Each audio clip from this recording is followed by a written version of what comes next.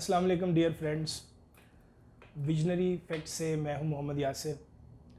दोस्तों, मैं अक्सर बात करता हूं कि हमें अपनी इस्लामी तारीख़ को हमेशा याद रखना चाहिए और हमें ये याद रखना चाहिए कि कैसे इस्लाम को फैलाने के लिए मुसलमानों ने कुर्बानियाँ दी और फिर कितनी एफ़र्ट करनी पड़ी, कितनी मेहनत करनी पड़ी और फिर जा कर के इस्लाम जो है दुनिया में फैला और आज हम इसी इस्लाम के साथ फ़ख्र से सर उठा के ज़िंदगी गुजार रहे हैं। अब लेकिन जो अफ़सोस की बात है वो ये है कि हमारी जो नौजवान नस्ल है, बिलख़ुसूस जिसको मैं अक्सर टारगेट भी करता हूँ, वो इससे बहुत ज़्यादा दूर होती जा रही है।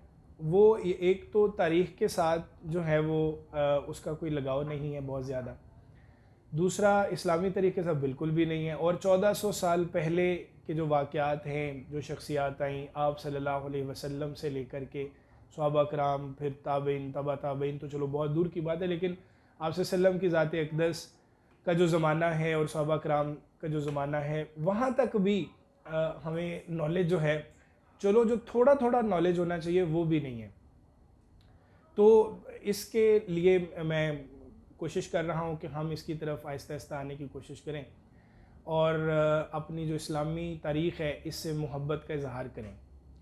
दोस्तों, आज एक शख्सियत के ऊपर मैं गुफ्तगू करने जा रहा हूँ। ये वो शख्सियत हैं कि जिनके बारे में मेरे आका सल्लल्लाहु अलैहि वसल्लम ने फ़रमाया कि अगर मेरे बाद कोई नबी होते तो वो होते। और फिर आप सल्लल्लाहु अलैहि वसल्लम ने फ़रमाया कि उनके कदमों की आहट को सुनकर शैतान भी भाग जाता है। 22 लाख मुरब्बा मील पर हुकूमत करने वाले, मेरी मुराद सैयदना हज़रत उमर फ़ारूक रज़ी अल्लाह तआला अन्हु हैं, कि जिनकी शख्सियत इतनी बड़ी शख्सियत है कि इनके बारे में पढ़ा जाए और फिर इनके फुट स्टेप्स पे चला जाए तो हमारी दुनिया भी आसान और आखिरत भी आसान हो सकती है। लेकिन हम इस बात की कोई परवाह नहीं करते कि हमारी इस्लामी तारीख़ क्या है। हज़रत उमर फ़ारूक रज़ी अल्लाह तआला अन्हु जो है, पहले इस्लाम आपने कबूल नहीं किया था, तो आपका इस्लाम कबूल करने का जो वाक़या है वो भी बड़ा ईमान अफरोज़ है कि आप नाउज़ुबिल्लाह आप सल्लल्लाहु अलैहि वसल्लम के कत्ल का इरादा लेकर जो है वो निकले, नंगी तलवार लिए, और किसी ने रास्ते में रोक कर कहा कि पहले अपने घर की खबर लो, तुम्हारी बहन जो है वो इस्लाम कबूल कर चुकी है।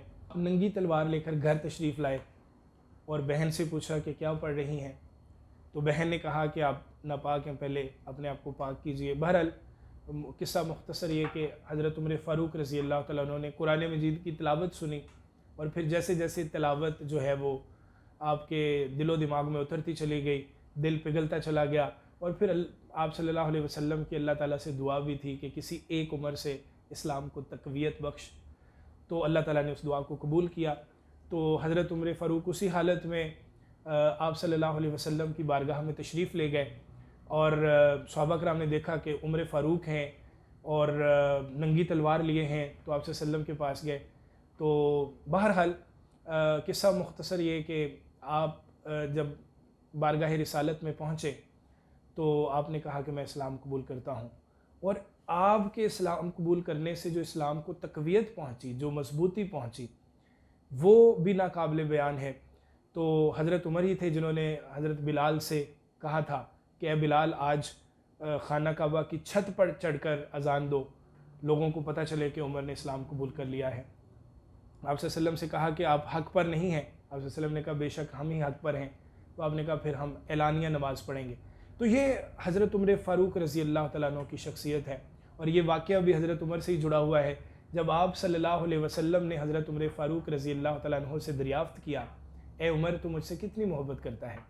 तो हज़रत उमर ने फ़रमाया, या रसूलल्लाह सल्लल्लाहु अलैहि वसल्लम, मैं अपने माल से बढ़कर आपसे मोहब्बत करता हूँ। आपने कहा आपकी मोहब्बत अभी कामिल नहीं है। हज़रत उमर फ़ारूक रज़ी अल्लाह तआला अन्हु ने फिर कहा, या रसूलल्लाह सल्लल्लाहु अलैहि वसल्लम, मैं अपने माल और अपनी औलाद से बढ़कर आपसे मोहब्बत करता हूँ। तो आप सल्लल्लाहु अलैहि वसल्लम ने फ़रमाया, उमर, अभी भी तेरा ईमान मुकम्मल नहीं है। फिर हज़रत उमर फ़ारूक रज़ी अल्लाह तआला अन्हु ने कहा, या रसूलल्लाह सल्लल्लाहु अलैहि वसल्लम, मैं आपसे अपने माल, अपनी औलाद, अपनी जान और अपने माँ बाप से बढ़कर मोहब्बत करता हूँ। तो आप सल्लल्लाहु अलैहि वसल्लम ने फरमाया, अब जाकर तेरा ईमान मुकम्मल हुआ। तो ये हज़रत उमर फ़ारूक रज़ी अल्लाह तआला अन्हु थे। और फिर आपका अदलो इंसाफ, जो कि आज तक मशहूर है, इंशाअल्लाह ताला रहती दुनिया तक मशहूर रहेगा। आपके अदलो इंसाफ का के कई वाक़यात हैं, लेकिन एक दो आपकी नज़र करता हूँ कि एक दफ़ा जब ज़लज़ला आ गया तो आपने ज़मीन को मुखातब करके कहा कि ए ज़मीन, क्या मैंने तेरे ऊपर अदल नहीं किया? तो जैसे ही हज़रत उमर ने ये अल्फाज बोले तो ज़लज़ला जो है वो थम गया। और फिर आप जानते हैं कि हज़रत उमर अक्सर मदीना में रात को घुमा करते थे कि कहीं ऐसा ना हो कि मेरी वजह से लोगों को कोई तकलीफ़ हो और फिर उसका ज़िम्मेदार जो है वो मुझे होना पड़े। ये आप नहीं कहा था कि अगर दरियाए दजला के किनारे एक कुत्ता भी भूख और प्यास से मर गया तो इसका जवाब दे क़यामत के रोज़ उमर को होना पड़ेगा। तो हज़रत उमर फ़ारूक रज़ी अल्लाह तआला अन्हु एक रात मदीना में गश्त कर रहे थे कि एक घर से रोने की, बच्चों के रोने की जो है वो आवाज़ आई। तो हज़रत उमर ने दरियाफ़्त किया तो पता चला कि एक बुढ़िया है जिसके बच्चे रो रहे हैं और उसने केतली चूल्हे पे चढ़ा रखी है और बच्चों को दिलासा दे रही है। हज़रत उमर ने दरियाफ़्त किया तो उसने कहा कि मेरे बच्चे भूखे हैं और केतली में पत्थर हैं, खाने के लिए कुछ नहीं है। तो वहीं हज़रत उमर हिल कर रह गए, आपकी आंखों से आंसू जारी हो गए, फ़ौरन बैतुल माल की तरफ भागे और वहाँ से राशन जो भी बोरी में बंद किया और उसे अपने कंधों पे रखा। आपके ग़ुलाम ने कहा कि मैं उठाता हूँ। वहाँ भी आपने एक लाजवाब जुमला बोला कि क्या तुम क़यामत के रोज़ मेरा बोझ उठा सकोगे? और फिर वो बोरी लेकर उस बुढ़िया के घर पहुँचे। वहाँ पहुँचकर उनका चूल्हा जो है वो जलाया और खाना पकाने में मशगूल, ख़ुद खाना पकाने लगे।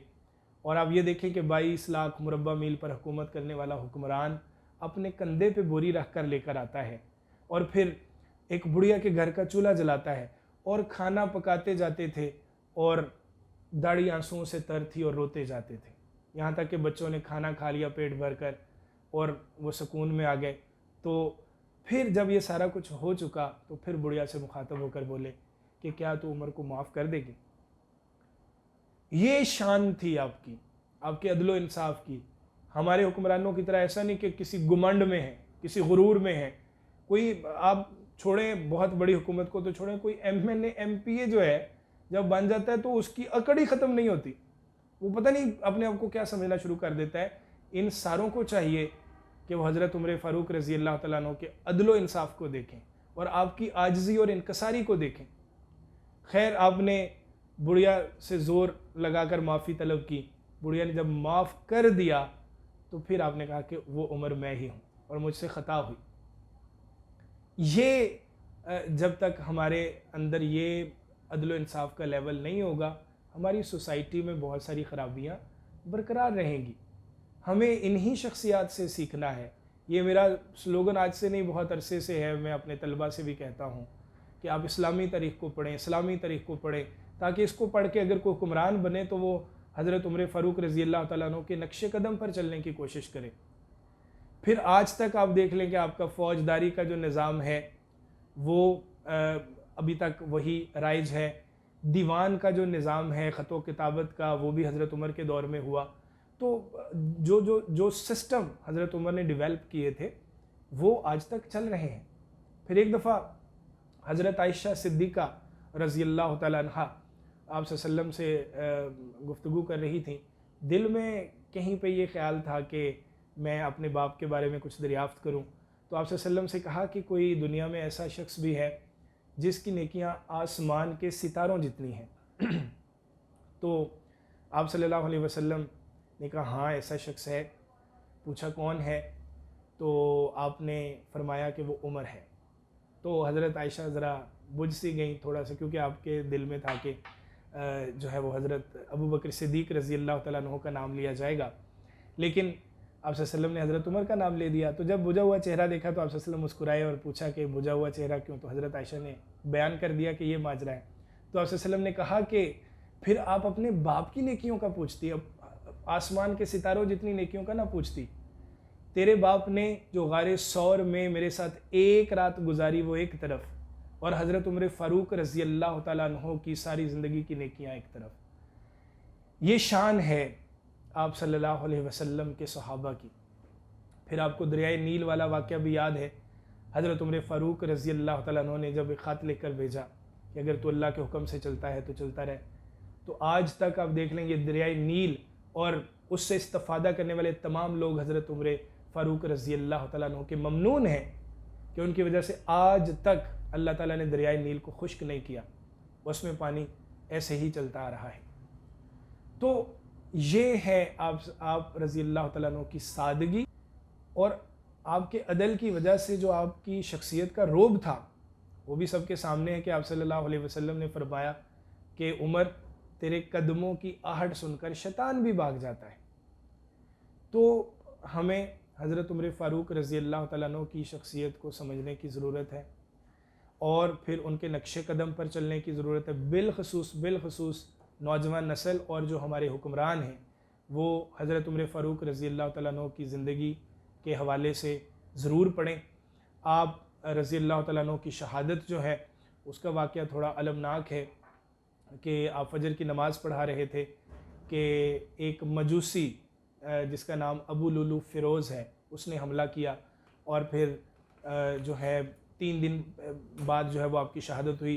इस दौरान में आपको जब बताया गया कि एक मजूसी ने हमला किया है तो आपने अल्लाह का शुक्र अदा किया कि मुझे कत्ल करने वाला, मुझे शहीद करने वाला कोई मुसलमान नहीं है। तो यकम मुहर्रमुल हराम को आपकी शहादत हुई और एक ऐसी शख्सियत दुनिया से कूच कर गई कि जिसके बारे में कहा जाता है कि अगर दुनिया में एक और उमर होता तो पूरी दुनिया पर इस्लाम की हुकूमत होती। तो दोस्तों, हमें अपनी और भी जितने सहाबा कराम हैं, आज हमने बिलखुसूस हज़रत उमर की बात की, इनको याद रखना है। इंशाअल्लाह ताला मुहर्रम के हवाले से 10 मुहर्रम के हवाले से एक ख़ुसूसी प्रोग्राम लेकर बहुत जल्द आपकी खिदमत में हाज़िर होऊंगा। तब तक अपना ख्याल रखिएगा। अल्लाह हाफ़िज़।